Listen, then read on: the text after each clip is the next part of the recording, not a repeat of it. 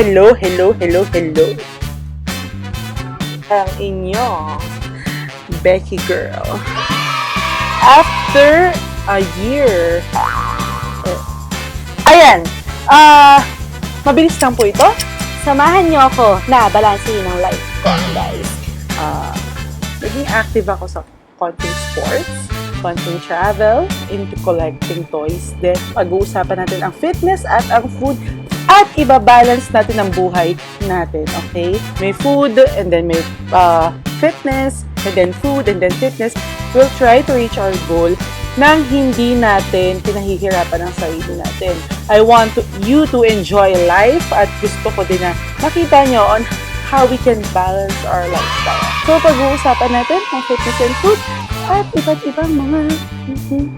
Kasi, aminado naman ako, I am one chubby girl at gusto kong ipakita sa lahat ng tao sa Pilipinas. Pilipinas talaga.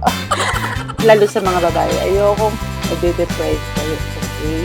Hindi. Kasi ayoko naman kayo ma-deprive sa sarili nyo. Hindi nyo kailangan pagbawalan ng sarili nyo kumain kung gusto nyo mag-focus sa fitness goals nyo.